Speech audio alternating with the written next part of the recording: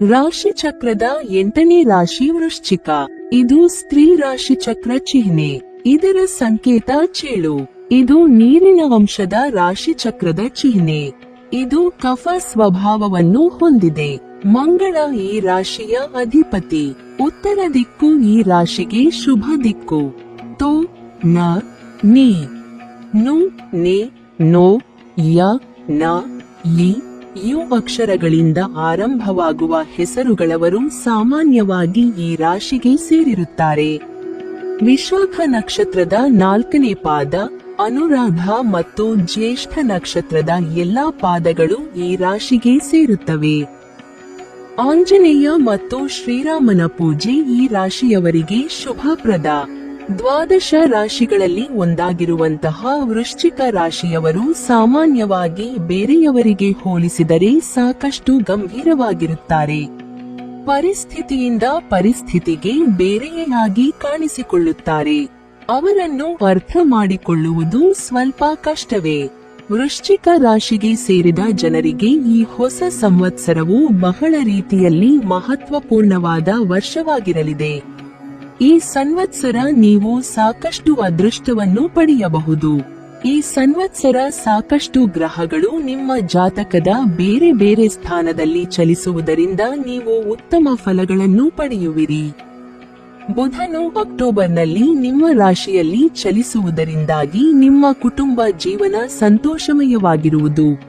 ಆರೋಗ್ಯಕ್ಕೆ ಸಂಬಂಧಿಸಿದಂತೆ ಈ ಸಂವತ್ಸರ ಉತ್ತಮ ಫಲ ದೊರಕಲಿದೆ. ಹಣಕ್ಕೆ ಸಂಬಂಧಿಸಿದಂತೆ ಈ ವರ್ಷ ನಿಮಗೆ ಅತ್ಯುತ್ತಮ ಫಲ ದೊರಕುವುದು. ಕುಟುಂಬಕ್ಕೆ ಸಂಬಂಧಿಸಿದಂತೆ ಈ ವರ್ಷ ನಿಮಗೆ ಸಾಕಷ್ಟು ಉತ್ತಮವಾಗಿರುತ್ತದೆ. ಈ ಸಂವತ್ಸರದಲ್ಲಿ ನೀವು ನಿಮ್ಮ ಹಿರಿಯರಿಂದ ಸಂಪೂರ್ಣ ಬೆಂಬಲವನ್ನು ಪಡೆಯುವಿರಿ ಮತ್ತು ಮನೆಯ ಎಲ್ಲಾ ಸದಸ್ಯರು ಒಗ್ಗಟ್ಟಾಗಿರುವರು. 2025ರ ನವೆಂಬರ್ನಲ್ಲಿ ಶುಕ್ರ ಗ್ರಹದ ಸಂಚಾರದಿಂದಾಗಿ ನೀವು ಆರ್ಥಿಕವಾಗಿ ಸಾಕಷ್ಟು ಲಾಭವನ್ನು ನಿಮ್ಮ ಸ್ನೇಹಿತರು ಮತ್ತು ಒಡಹುಟ್ಟಿದವರ ಸಹಾಯದಿಂದ ಪಡೆಯುವಿರಿ. ನೀವು ವಿದ್ಯಾರ್ಥಿಗಳಾಗಿದ್ದರೆ ಶಿಕ್ಷಣಕ್ಕೆ ಸಂಬಂಧಿಸಿದಂತೆ ಈ ಅವಧಿಯಲ್ಲಿ ಉತ್ತಮ ಫಲಗಳನ್ನು ಪಡೆಯುವಿರಿ.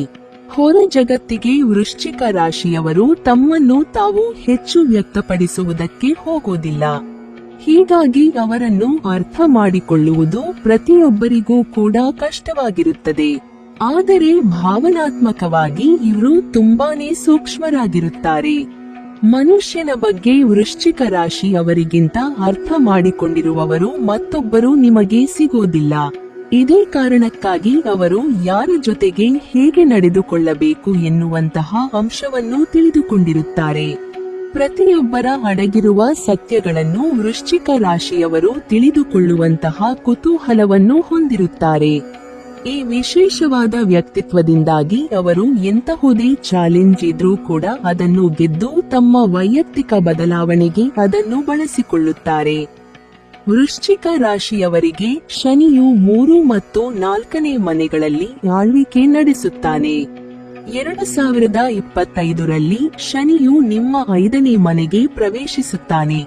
ಇದು ನಿಮ್ಮ ಜೀವನದ ಅನೇಕ ಕ್ಷೇತ್ರಗಳಲ್ಲಿ ಗಮನಾರ್ಹ ಬದಲಾವಣೆಗಳನ್ನು ತರುತ್ತದೆ. ಈ ಸಾಗಣೆಯ ಪರಿಣಾಮವು ನಿಮ್ಮ ಪ್ರೀತಿಯ ಸಂಬಂಧಕ್ಕೆ ತೀವ್ರತೆಯನ್ನು ತರುತ್ತದೆ. ವೃತ್ತಿಯ ದೃಷ್ಟಿಕೋನದಿಂದ ಉದ್ಯೋಗಗಳನ್ನು ಬದಲಾಯಿಸಲು ಸರಿಯಾದ ಸಮಯ ಮೇಯಿಂದ ಜೂನ್ ಅಥವಾ ನವೆಂಬರ್ ನಂತರ. ಆದಾಗ್ಯೂ ಜುಲೈ ಮತ್ತು ನವೆಂಬರ್ ನಡುವೆ ಉದ್ಯೋಗಗಳನ್ನು ಬದಲಾಯಿಸುವುದನ್ನು ತಪ್ಪಿಸಿ, ಏಕೆಂದರೆ ಈ ಸಮಯವು ಅನುಕೂಲಕರವಾಗಿಲ್ಲ. ಮಕ್ಕಳಿಗೆ ಸಂಬಂಧಿಸಿದಂತೆ ಕೆಲವು ಕಾಳಜಿಗಳು ಇರಬಹುದು, ಆದರೆ ಅವರು ತಮ್ಮ ಕ್ಷೇತ್ರದಲ್ಲಿ ಪ್ರಗತಿ ಹೊಂದುತ್ತಾರೆ. ಆರ್ಥಿಕವಾಗಿ ಈ ಸಾಗಣೆಯು ನಿಮ್ಮ ಆದಾಯವನ್ನು ಸುಧಾರಿಸಬಹುದು.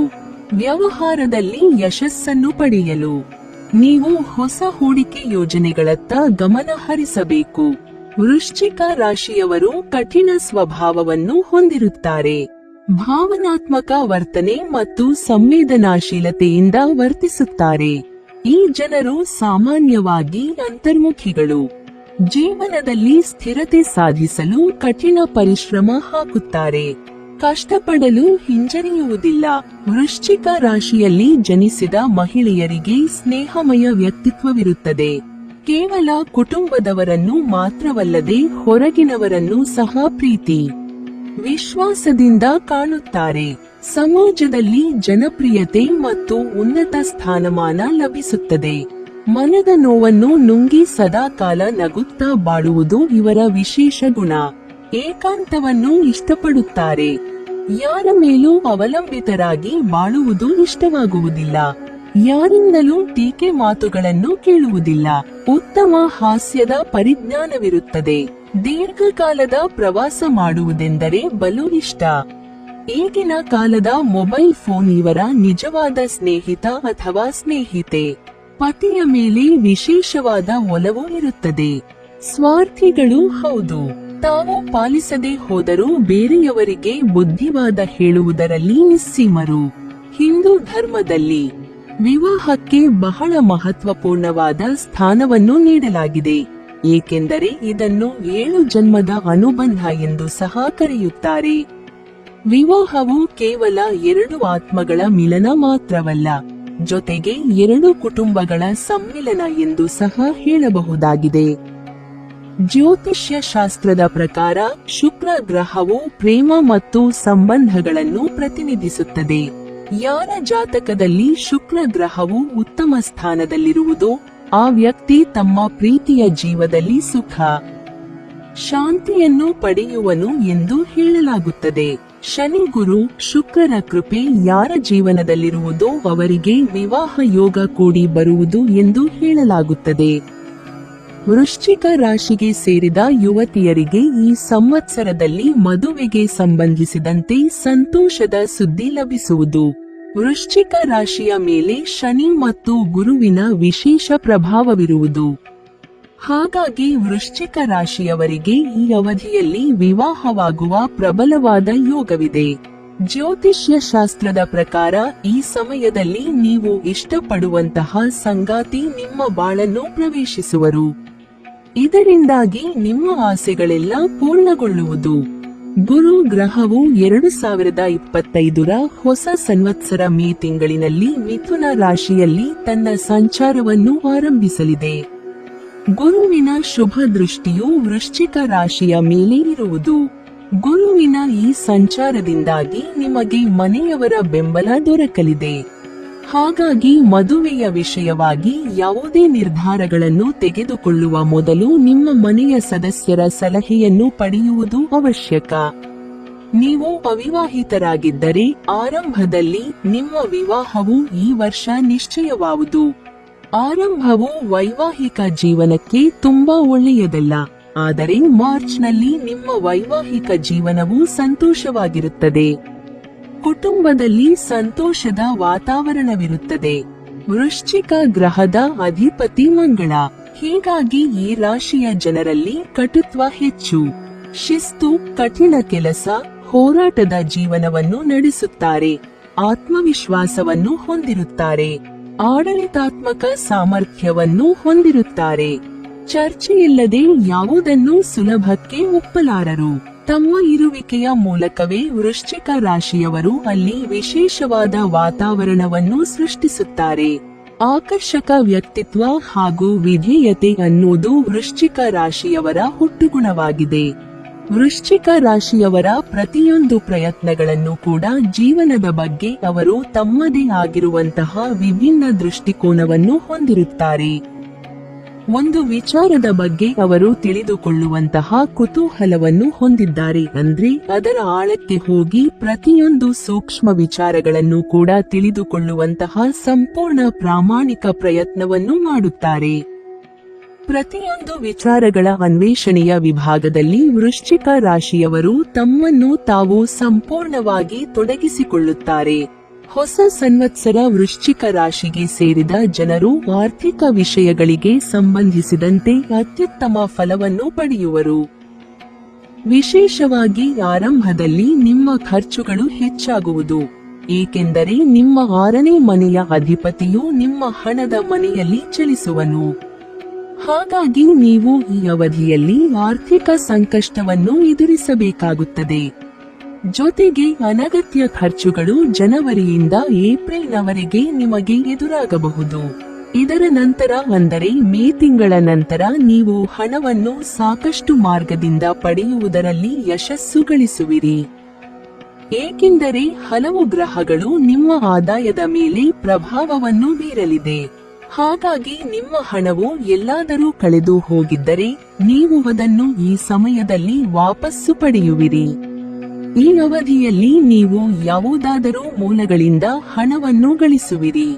ಇದರಿಂದಾಗಿ ನಿಮ್ಮ ಆರ್ಥಿಕ ಸ್ಥಿತಿಯು ಸಾಕಷ್ಟು ಸುಧಾರಿಸುವುದರೊಂದಿಗೆ ನೀವು ಧಾರ್ಮಿಕ ಚಟುವಟಿಕೆಗಳಲ್ಲಿ ಭಾಗವಹಿಸುವಿರಿ.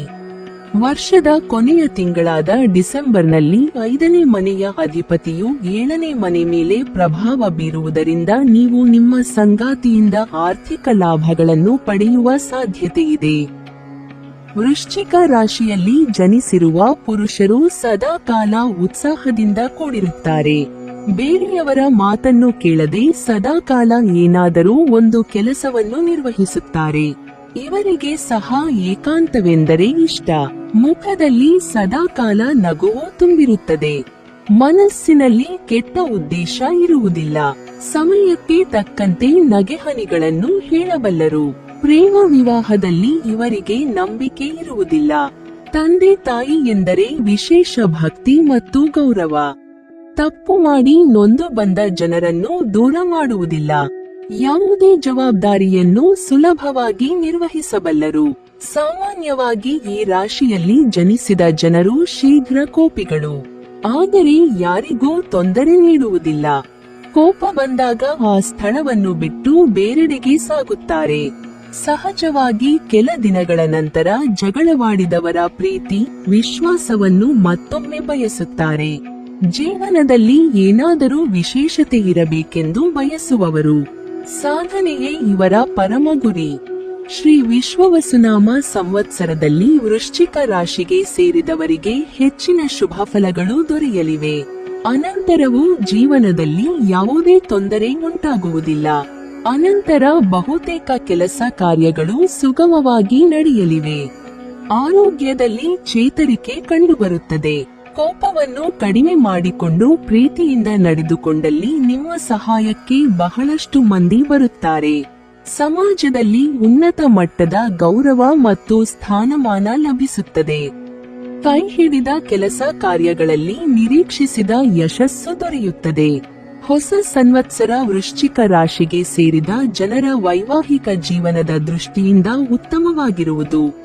ಏಕೆಂದರೆ ನಿಮ್ಮಿಬ್ಬರ ನಡುವಿನ ಎಲ್ಲಾ ತಪ್ಪು ತಿಳುವಳಿಕೆಗಳು ಮತ್ತು ವಾದ ವಿವಾದಗಳು ಈ ಸಮಯದಲ್ಲಿ ದೂರವಾಗುವುದು. ಈ ಅವಧಿಯಲ್ಲಿ ನಿಮ್ಮ 9ನೇ ಮನೆಯ ಅಧಿಪತಿಯು ನಿಮ್ಮ ಪ್ರೀತಿಯ ಸ್ಥಾನದ ಮೇಲೆ ಪ್ರಭಾವವನ್ನು ಬೀರುವುದರಿಂದ ನಿಮ್ಮ ಮತ್ತು ನಿಮ್ಮ ಸಂಗಾತಿಯ ನಡುವಿನ ನಂಬಿಕೆ ಮತ್ತು ಪ್ರೀತಿ ಸಾಕಷ್ಟು ಹೆಚ್ಚಾಗುವುದು. ವಿಶೇಷವಾಗಿ ಸಂವತ್ಸರ ಆರಂಭದಲ್ಲಿ ನಿಮ್ಮ ವೈವಾಹಿಕ ಜೀವನ ಅದ್ಭುತವಾಗಿರುವುದು. ಇದರ ನಂತರ ಡಿಸೆಂಬರ್ ತಿಂಗಳಿನಲ್ಲಿ ಕೆಲವು ಏರಿಳಿತಗಳನ್ನು ನೀವು ನೋಡುವಿರಿ. ಈ ಅವಧಿಯಲ್ಲಿ ನೀವು ಕೆಲವು ತಪ್ಪು ತಿಳುವಳಿಕೆಗಳನ್ನು ನಿಮ್ಮ ಸಂಗಾತಿಯೊಂದಿಗೆ ಹೊಂದಬಹುದು. ನಿಮ್ಮಿಬ್ಬರ ನಡುವೆ ಸಣ್ಣ ಪುಟ್ಟ ವಿಷಯಕ್ಕೆ ಮನಸ್ತಾಪ, ವಾದ ವಿವಾದ ಎದುರಾಗಬಹುದು. ಹಾಗಾಗಿ ಈ ಸಮಯದಲ್ಲಿ ನೀವು ಕೂತು ಮಾತನಾಡುವ ಮೂಲಕ ವಿಷಯಗಳನ್ನು ಬಗೆಹರಿಸುವುದು ಉತ್ತಮ. ನಂತರ ಸೆಪ್ಟೆಂಬರ್ನಿಂದ ನವೆಂಬರ್ ವರೆಗಿನ ಅವಧಿಯಲ್ಲಿ ನೀವು ನ್ಯಾಯಾಲಯಕ್ಕೆ ಸಂಬಂಧಿಸಿದ ವಿಚಾರಗಳಿಗೆ ಪರಿಹಾರವನ್ನು ಪಡೆಯುವಿರಿ. 6ನೇ ಮನೆಯ ಅಧಿಪತಿಯು ಉತ್ತಮ ಸ್ಥಾನದಲ್ಲಿರುವುದರಿಂದ ನೀವು ಜೀವನದಲ್ಲಿ ಯಶಸ್ಸು ಗಳಿಸುವ ಸಂಭವ ಹೆಚ್ಚಾಗಿರುವುದು. ಇದರಿಂದಾಗಿ ನೀವು ಸಾಕಷ್ಟು ಸಕಾರಾತ್ಮಕ ಪ್ರಭಾವವನ್ನು ನಿಮ್ಮ ವೈವಾಹಿಕ ಜೀವನದಲ್ಲಿ ನೋಡುವಿರಿ ಮತ್ತು ನಿಮ್ಮ ಸಂಗಾತಿಯೊಂದಿಗೆ ನೀವು ಜೀವನವನ್ನು ಸಂತೋಷಮಯವಾಗಿ ಕಳೆಯುವಿರಿ. ವೃಶ್ಚಿಕ ರಾಶಿಗೆ ಸೇರಿದ ವಿವಾಹಿತರು ಸೆಪ್ಟೆಂಬರ್ನಿಂದ ವರ್ಷದ ಕೊನೆಯವರೆಗಿನ ಅವಧಿಯಲ್ಲಿ ವಿವಾಹವಾಗುವ ಯೋಗವಿದೆ. ಈ ಅವಧಿಯಲ್ಲಿ ನೀವು ವಿಶೇಷ ವ್ಯಕ್ತಿಯನ್ನು ಭೇಟಿಯಾಗುವ ಸಂಭವವಿದೆ. ವೃಶ್ಚಿಕ ರಾಶಿಯ ಜನರು ಧೈರ್ಯಶಾಲಿಗಳಷ್ಟೇ ಅಲ್ಲ, ಇವರಲ್ಲಿ ಮೊಂಡುತನ ಕೂಡ ಇರುತ್ತದೆ.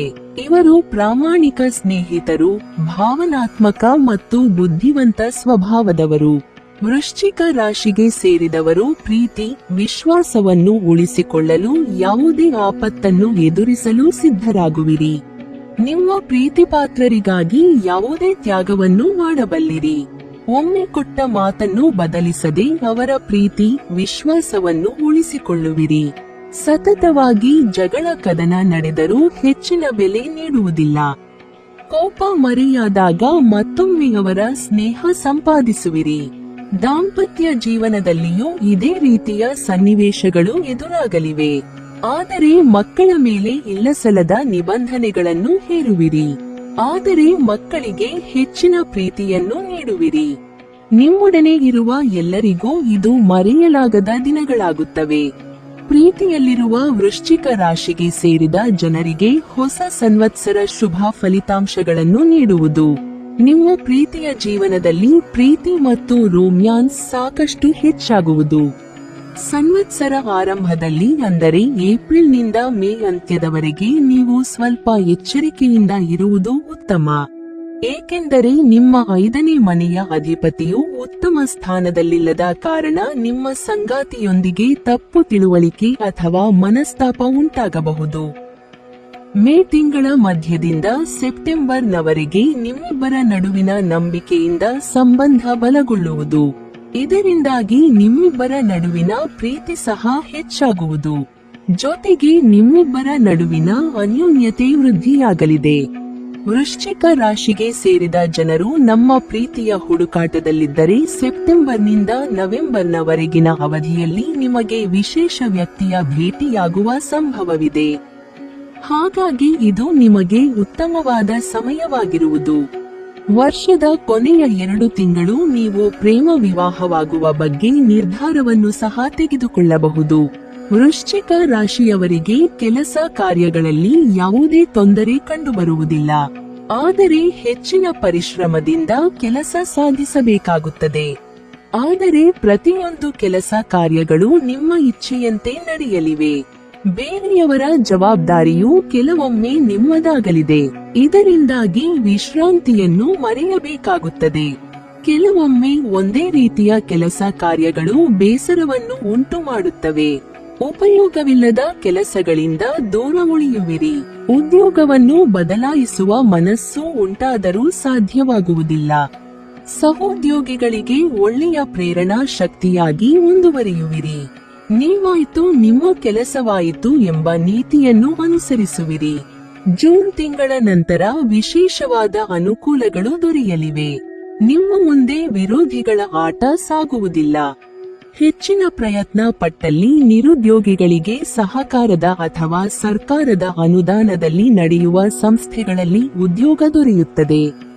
ವೃಶ್ಚಿಕ ರಾಶಿಯವರ ವೃತ್ತಿ ಜೀವನವು ಮುಖ್ಯವಾಗಿ ಆಡಳಿತ ಸೇವೆಯಲ್ಲಿ, ಶಿಕ್ಷಣ ಮತ್ತು ಬೋಧನಾ ಕ್ಷೇತ್ರದಲ್ಲಿ ಮೇಲ್ಮಗೆ ಬರುತ್ತದೆ. ಬೇಹುಗಾರಿಕೆ, ಪೊಲೀಸ್, ಮಿಲಿಟರಿ, ನಿರ್ವಹಣೆ ಮತ್ತು ವೈದ್ಯಕೀಯ ಕ್ಷೇತ್ರಗಳಲ್ಲಿ ಸಂಶೋಧಕರಾಗಿ ಉತ್ತಮ ಭವಿಷ್ಯ ರೂಪಿಸಿಕೊಳ್ಳುತ್ತಾರೆ. ವೃಶ್ಚಿಕ ರಾಶಿಯವರು ವಾಣಿಜ್ಯ ವ್ಯವಹಾರದಲ್ಲಿಯೂ ಯಶಸ್ವಿಯಾಗುತ್ತಾರೆ. ಮಾರುಕಟ್ಟೆ ವ್ಯವಹಾರ, ಲೆಕ್ಕಪತ್ರ ನಿರ್ವಹಣೆ, ಹೋಟೆಲ್ ನಿರ್ವಹಣೆ, ಮಾನವ ಸಂಪನ್ಮೂಲ, ರಾಜಕೀಯ ಮತ್ತು ಕಾನೂನು ಕ್ಷೇತ್ರಗಳಲ್ಲಿ ಅವರಿಗೆ ಉತ್ತಮ ಫಲಿತಾಂಶಗಳು ಸಿಗುತ್ತವೆ. ಬಹುಮುಖ ಪ್ರತಿಭೆ ಹೊಂದಿರುವ ವೃಶ್ಚಿಕ ರಾಶಿಯವರಿಗೆ ಹಲವು ಕ್ಷೇತ್ರಗಳಲ್ಲಿ ಯಶಸ್ಸು ಸಿಗುತ್ತದೆ. ಹೊಸ ಸಂವತ್ಸರ ವೃಶ್ಚಿಕ ರಾಶಿಗೆ ಸೇರಿದ ಜನರ ವೃತ್ತಿ ಜೀವನಕ್ಕೆ ಸಂಬಂಧಿಸಿದಂತೆ ಅತ್ಯುತ್ತಮವಾಗಿರುವುದು. ರಾಹುವಿನ ಸಂಚಾರದಿಂದಾಗಿ ನೀವು ಮಾನಸಿಕ ಅದೃಷ್ಟವನ್ನು ಪಡೆಯುತ್ತೀರಿ. ಹಾಗಾಗಿ ನಿಮ್ಮ ಯೋಚನೆಗಳಲ್ಲಿ ಸಕಾರಾತ್ಮಕ ಹೊಂದುವಂತೆ ನೋಡಿಕೊಳ್ಳಿ. ವಿಶೇಷವಾಗಿ ಏಪ್ರಿಲ್ನಿಂದ ಮೇ ಅಂತ್ಯದವರೆಗೆ ಸ್ವಲ್ಪ ಕಾಳಜಿ ವಹಿಸಿ. ಇದರ ನಂತರ ಅಂದರೆ ಮೇ ತಿಂಗಳ ಅಂತ್ಯದಿಂದ ಸೆಪ್ಟೆಂಬರ್ವರೆಗೆ ನಿಮ್ಮ ಕೆಲಸದ ಸ್ಥಳದಲ್ಲಿ ಬದಲಾವಣೆಯಾಗಬಹುದು. ಇದರಿಂದಾಗಿ ನೀವು ಲಾಭವನ್ನು ಪಡೆಯುವ ಸಂಭವವಿದೆ. ವಿದೇಶಕ್ಕೆ ಸಂಬಂಧಿಸಿದಂತೆ ವ್ಯಾಪಾರ ಮಾಡುವವರು ಈ ಅವಧಿಯಲ್ಲಿ ಯಶಸ್ಸು ಗಳಿಸುವ ಸಂಭವ ಹೆಚ್ಚಾಗಿರುವುದು. ಹೊಸ ಸಂವತ್ಸರದಲ್ಲಿ ಕೆಲಸವನ್ನು ಮಾಡುವ ಜನರು ಬಡ್ತಿಯನ್ನು ಪಡೆಯುವ ಸಂಭವ ಹೆಚ್ಚಾಗಿದೆ ಮತ್ತು ವ್ಯಾಪಾರವನ್ನು ಮಾಡುವವರು ಹೊಸ ಜನರ ಭೇಟಿಯಿಂದ ಯಶಸ್ಸು ಗಳಿಸುವರು. ನವೆಂಬರ್ ತಿಂಗಳವರೆಗಿನ ಅವಧಿಯಲ್ಲಿ ನೀವು ವೃತ್ತಿ ಜೀವನಕ್ಕೆ ಸಂಬಂಧಿಸಿದಂತೆ ಸ್ವಲ್ಪ ಎಚ್ಚರಿಕೆಯಿಂದ ಇರಬೇಕಾಗುತ್ತದೆ. ಈ ಅವಧಿಯಲ್ಲಿ ನೀವು ಸಾಕಷ್ಟು ಕಠಿಣ ಪರಿಶ್ರಮ ಪಟ್ಟರೆ ಯಶಸ್ಸು ಸಿಗುವುದು ಖಂಡಿತ. ನಿಮಗೆ ಈ ಸಮಯವು ಉತ್ತಮವಾಗಿರಲಿದೆ. ಅಕ್ಟೋಬರ್ ತಿಂಗಳ ಕೊನೆಯಲ್ಲಿ ನೀವು ಅತ್ಯುತ್ತಮವಾದ ಫಲಗಳನ್ನು ಪಡೆಯುವಿರಿ, ಏಕೆಂದರೆ ಈ ಅವಧಿಯಲ್ಲಿ ನೀವು ಆರ್ಥಿಕವಾಗಿ ಸಾಕಷ್ಟು ಲಾಭವನ್ನು ಪಡೆಯುವುದರೊಂದಿಗೆ ಬಡ್ತಿಯನ್ನು ಸಹ ಪಡೆಯುವ ಸಂಭವವಿದೆ. ಹಾಗಾಗಿ ಈ ಹೊಸ ವರ್ಷದಲ್ಲಿ ನೀವು ನಿಮ್ಮ ಕೋಪವನ್ನು ನಿಯಂತ್ರಿಸುವುದು ಅತಿ ಮುಖ್ಯ. ವರ್ಷದ ಆರಂಭದಲ್ಲಿ ನೀವು ಸರ್ಕಾರಕ್ಕೆ ಸಂಬಂಧಿಸಿದ ವಿಚಾರಗಳಲ್ಲಿ ಸ್ವಲ್ಪ ಸಮಸ್ಯೆಗಳನ್ನು ಎದುರಿಸಬಹುದು. ವ್ಯಾಪಾರಕ್ಕೆ ಸಂಬಂಧಿಸಿದಂತೆ ಈ ವರ್ಷ ನಿಮಗೆ ಉತ್ತಮವಾಗಿರಲಿದೆ. ವಿಶೇಷವಾಗಿ ಮೇ ತಿಂಗಳ ಮಧ್ಯದಲ್ಲಿ ವ್ಯಾಪಾರವನ್ನು ವಿಸ್ತರಿಸುವ ಬಗ್ಗೆ ನಿಮ್ಮ ಯೋಜನೆಗಳಲ್ಲಿ ನೀವು ಯಶಸ್ಸು ಗಳಿಸುವ ಸಂಭವವಿದೆ. ವೃಶ್ಚಿಕ ರಾಶಿಯ ವಿದ್ಯಾರ್ಥಿಗಳು ಉನ್ನತ ಮಟ್ಟದಲ್ಲಿ ಅಧ್ಯಯನ ಮಾಡಿದರೂ ಮಾನಸಿಕ ಒತ್ತಡಕ್ಕೆ ಒಳಗಾಗುತ್ತಾರೆ. ಆತ್ಮವಿಶ್ವಾಸವನ್ನು ಬೆಳೆಸಿಕೊಂಡರೆ ಯಾವುದೇ ತೊಂದರೆ ಎದುರಾಗುವುದಿಲ್ಲ. ಮುಖ್ಯವಾಗಿ ವಿದ್ಯಾರ್ಥಿಗಳಿಗೆ ಏಪ್ರಿಲ್ ತಿಂಗಳ ನಂತರ ಅನಿರೀಕ್ಷಿತ ಯಶಸ್ಸು ದೊರೆಯಲಿದೆ. ಇದರಿಂದ ವಿದ್ಯಾಭ್ಯಾಸದಲ್ಲಿ ಹೆಚ್ಚಿನ ಆಸಕ್ತಿ ಉಂಟಾಗುತ್ತದೆ. ಕೋಪವನ್ನು ಕಡಿಮೆ ಮಾಡಿಕೊಳ್ಳಬೇಕು. ಶಿಸ್ತುಬದ್ಧ ಜೀವನ ಮತ್ತು ಗುರುಗಳ ಸಹಾಯ ಅತಿ ಮುಖ್ಯ. ಸ್ಪರ್ಧಾತ್ಮಕ ಪರೀಕ್ಷೆಗಳಲ್ಲಿಯೂ ಸಹ ಯಶಸ್ಸು ದೊರೆಯುತ್ತದೆ. ಆದ್ದರಿಂದ ಯಾವುದೇ ಆತಂಕವಿಲ್ಲದೆ ವಿದ್ಯಾರ್ಥಿಗಳು ಮುಂದುವರಿಯುವುದು ಮುಖ್ಯ. ಹೊಸ ಸಂವತ್ಸರ ಶೈಕ್ಷಣಿಕವಾಗಿ ವೃಶ್ಚಿಕ ರಾಶಿಗೆ ಸೇರಿದ ಜನರಿಗೆ ಸಾಧಾರಣವಾಗಿರುವುದು. ಈ ವರ್ಷದ ಏಪ್ರಿಲ್ ತಿಂಗಳವರೆಗಿನ ಅವಧಿಯು ನಿಮಗೆ ಉತ್ತಮವಾಗಿರಲಿದೆ. ಮೇ ತಿಂಗಳ ನಂತರ ಸೆಪ್ಟೆಂಬರ್ನವರೆಗೆ ನೀವು ವಿಶೇಷವಾಗಿ ಸಾಕಷ್ಟು ಎಚ್ಚರಿಕೆ ವಹಿಸಬೇಕು, ಏಕೆಂದರೆ ಈ ಸಮಯವು ಸಾಕಷ್ಟು ಉತ್ತಮವಾಗಿರುವುದಿಲ್ಲ. ಈ ಅವಧಿಯಲ್ಲಿ ನೀವು ಮೊದಲಿಗಿಂತಲೂ ಹೆಚ್ಚು ಕಠಿಣ ಪರಿಶ್ರಮವನ್ನು ಪಡಬೇಕಾಗುತ್ತದೆ. ಇಲ್ಲದಿದ್ದರೆ ಸಾಕಷ್ಟು ಸಮಸ್ಯೆಗಳನ್ನು ಎದುರಿಸಬೇಕಾಗುತ್ತದೆ. ಉನ್ನತ ಶಿಕ್ಷಣವನ್ನು ಪಡೆಯಬೇಕೆಂದಿರುವ ವೃಶ್ಚಿಕ ರಾಶಿಗೆ ಸೇರಿದ ಜನರು ಈ ಸಮಯದಲ್ಲಿ ಸಾಕಷ್ಟು ಒತ್ತಡಕ್ಕೆ ಒಳಗಾಗಬಹುದು. ಆದರೆ ನಿಮ್ಮ ಕಠಿಣ ಪರಿಶ್ರಮವನ್ನು ಮುಂದುವರಿಸುವಲ್ಲಿ ನೀವು ನಿಮ್ಮ ಶಿಕ್ಷಕರು ಮತ್ತು ಗುರುಗಳ ಸಹಾಯವನ್ನು ಪಡೆಯುವಿರಿ. ನೀವು ಸ್ಪರ್ಧಾತ್ಮಕ ಪರೀಕ್ಷೆಗೆ ತಯಾರಿ ನಡೆಸುತ್ತಿದ್ದರೆ ನಿಮಗೆ ಉತ್ತಮವಾಗಿರಲಿದೆ. ಈ ಅವಧಿಯಲ್ಲಿ ನೀವು ಯಶಸ್ಸು ಗಳಿಸುವ ಸಂಭವ ಹೆಚ್ಚಾಗಿರುವುದು. ಸೆಪ್ಟೆಂಬರ್ ನಂತರ ಈ ರಾಶಿಗೆ ಸೇರಿದ ವಿದ್ಯಾರ್ಥಿಗಳು ಸಾಕಷ್ಟು ಯಶಸ್ಸನ್ನು ಪಡೆಯಬಹುದು. ಈ ಅವಧಿಯಲ್ಲಿ ನೀವು ಪರೀಕ್ಷೆಗಳಲ್ಲಿ ಉತ್ತಮ ಅಂಕಗಳನ್ನು ಸಹ ಗಳಿಸುವಿರಿ. ಇದರಿಂದಾಗಿ ನೀವು ನಿಮ್ಮ ಶೈಕ್ಷಣಿಕ ಕ್ಷೇತ್ರದಲ್ಲಿ ಸಾಕಷ್ಟು ಯಶಸ್ಸನ್ನು ವಿಶೇಷವಾಗಿ ಅಕ್ಟೋಬರ್ನಿಂದ ಡಿಸೆಂಬರ್ನವರೆಗೆ ಪಡೆಯುವಿರಿ.